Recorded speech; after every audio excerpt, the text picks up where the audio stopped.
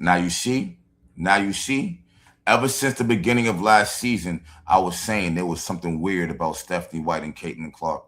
I don't understand how you could be watching somebody for years after year after year. You're saying, oh, well, yeah, I know I've been watching her since high school and all this, that, and third. Now you go to coach her and you want the ball out of her hands. Why do you want the ball out of her hands when in one season she broke the record for most assists in the season? That literally made no sense to me. Then you turn around and say you want to abolish the pick and roll. Why? That's the number one play the Indiana Fever have. Not only are you messing up Caitlin Clark numbers, you're messing up Aaliyah Boston numbers. Now it's Kelsey Mitchell for MVP. We're going to build around Kelsey. It's Kelsey's team. Y'all got to understand, people aren't saying Caitlin Clark is the face of the Indiana Fever. No. That's not what they're saying.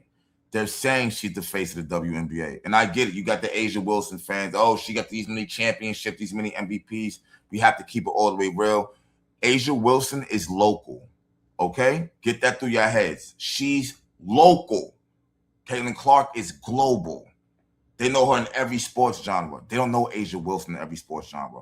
Caitlin Clark has the entire WNBA on her back, whether y'all realize it or not. I don't understand how you come here and you don't make it about her. That doesn't make any sense whatsoever. Then you start bigging up Raven Johnson. Now you're cutting down CC minutes, giving Raven Johnson minutes. None of that made any fucking sense whatsoever. We clearly seen how the team was playing with Caitlin Clark making decisions, and we clearly see how the team plays with Caitlin Clark not making decisions and it being on Stephanie White. We lose big-ass leads. We look ridiculous out there, discombobulated, all kinds of things, all right? I already knew there was something going on with Stephanie White. I kept calling her an agent. Y'all remember my other channel? I kept preaching that to y'all because I'm not stupid. I see what's going on. I see it. People be running around saying, oh, man, these guys are conspiracy theorists. No, we're not. We just see reality for what it is. I think some of y'all are brain dead out there who don't see what's going on right now. If you can't tell me, bro, Stephanie White is not here to win a championship. She's here to win a championship her way while suppressing Caitlin Clark, because that's all we see. Caitlin Clark has literally saved this team, wiped Stephanie White's ass, okay? And in the last game, the Washington game, I mean, the other Washington game we lost, but Clark had to have 17 points in the fucking fourth quarter for us to even make it a game. Stephanie White never praises Caitlin Clark. She damn near had an orgasm because Kelsey Mitchell scored 5,000 points for the Fever. So what? She damn near had an orgasm because DeWanna Bonner moved up in the all-time scoring. So what? But yet Caitlin Clark could damn near have triple doubles back to back, and it's nothing. It's nothing. It's just like, okay, so what? Whatever. That's what she does. No, that's crazy. And I keep telling y'all, Clark dug this fucking organization up from the grave. You better believe that. If Stephanie White loved Kelsey Mitchell that bad, she would have had her going to Connecticut. She didn't. You know why? Because she don't care about Kelsey Mitchell. She's playing divide and conquer right now. We have to suppress Clark. So who do I go to? Okay, well, AB, you're cool with Clark. Who else? Oh, Kelsey Mitchell. Oh, yeah, we're going to make it about you. And that's what she's been doing ever since. And Kelsey Mitchell's so retarded, she bought into that. She really thinks Stephanie White cares about her. No, she doesn't. The minute Clark leaves, Stephanie White gonna leave. But anyway, let me not even ramble. Let me tell you why I'm even doing this right now. Shout out to my brother, Keep the Vision. Y'all already know how he rocks. Subscribe to my channel. Subscribe to his channels. You know what I'm saying? Straight up and down. Keep the Vision's been killing it in women's basketball. I love y'all who hate him. It makes me want to thrive more, to be honest with you. You know what I'm saying? I want y'all to watch this because he brought this to my attention because I didn't even realize that this is what it was, and it's disgusting to me.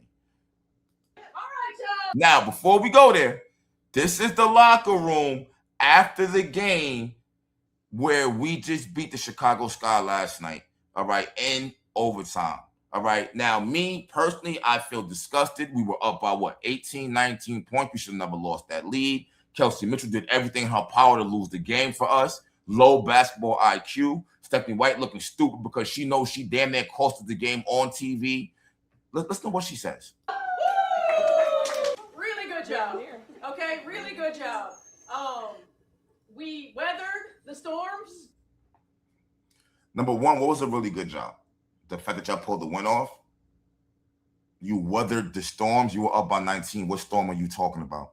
That was no storm. That was a fucking hurricane. That was a blizzard. That was a tornado. That was a tsunami. Like, what are you talking about? You're doing this every game. What do you mean, good job? There's a problem. There's a disconnect between you and the players. Okay, we came together. Y'all, I heard you more in huddles and in timeouts than I've heard you all year long. That matters. What scares me about that is, were you talking?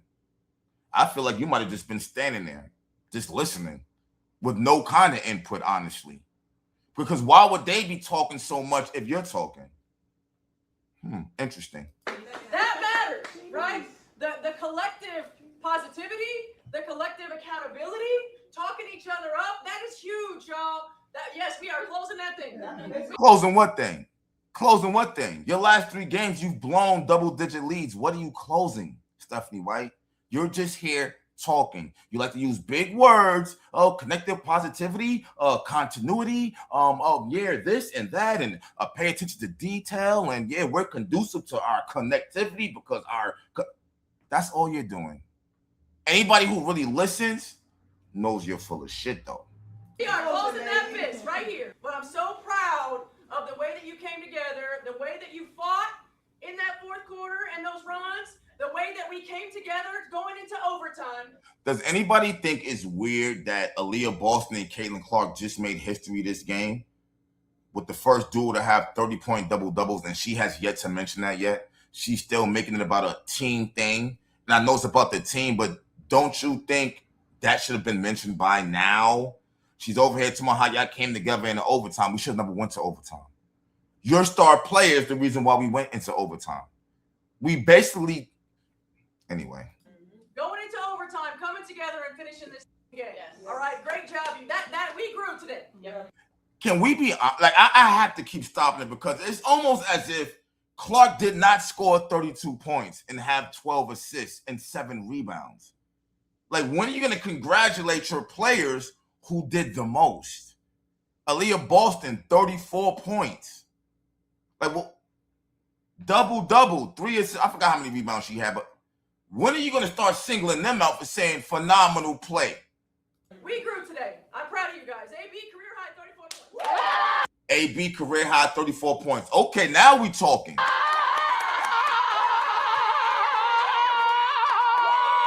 So we got Brianne January. We got Amber Cox right there. Okay. I see you, Amber. All right. You're doing too much. All right. Bingo. 29 points off of turnovers. Okay, we outscored him 58. Am I the only one noticing you said Aaliyah Boston career high 34 points? Okay. What about the history that was just made? Oh, you don't want to bring that up because then you have to praise Caitlin Clark. Y'all better see what the fuck going on here, bro. She's not hiding it. Open your eyes. She's not hiding it.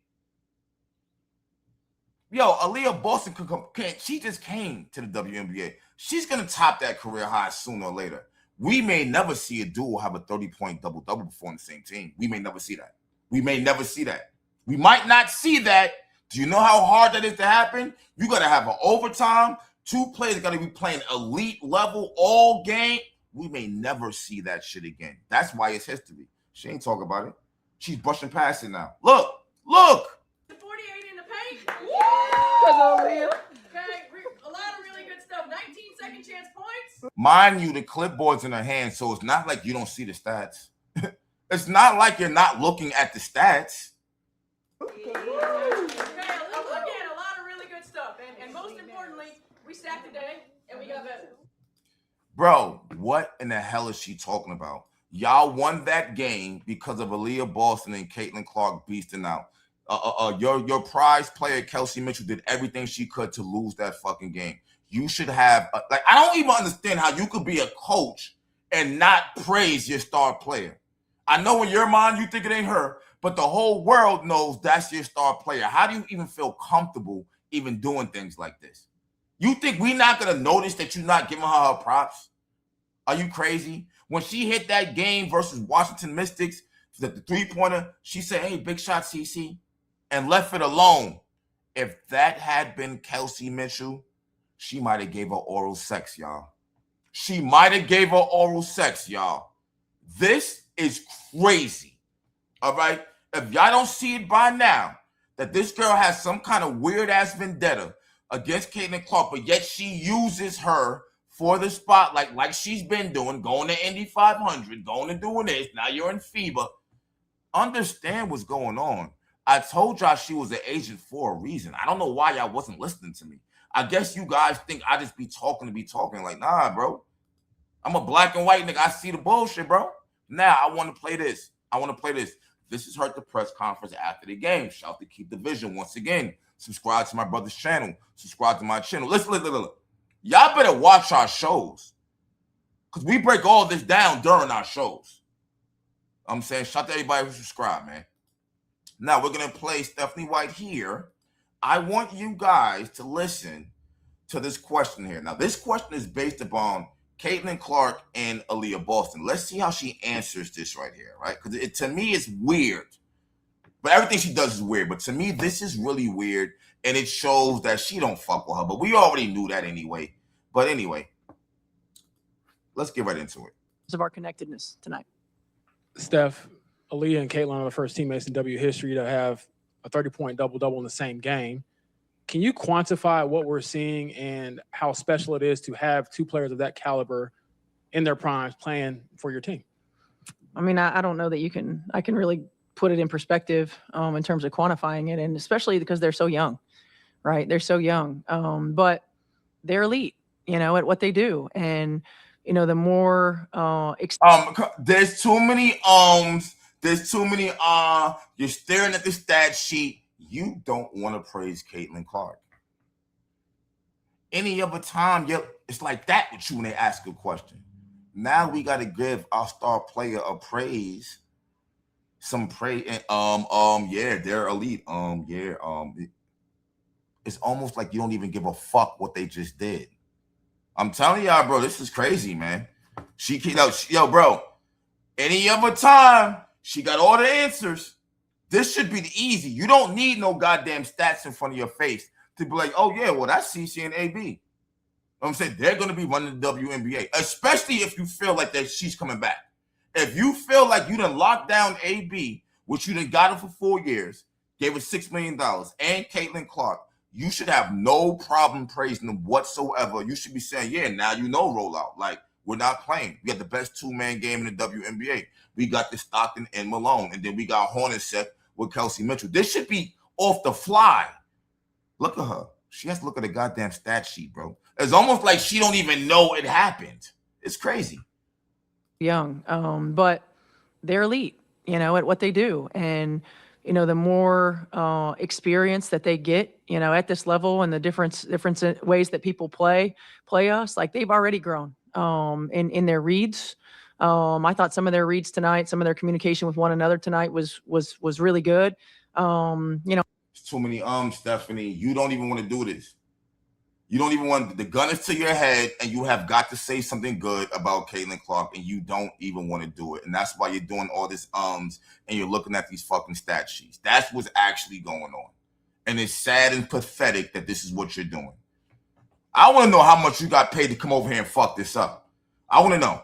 I think I said this when C was drafted here. It's like when you have the bookends, when you have a point guard, and you have a center, that are special.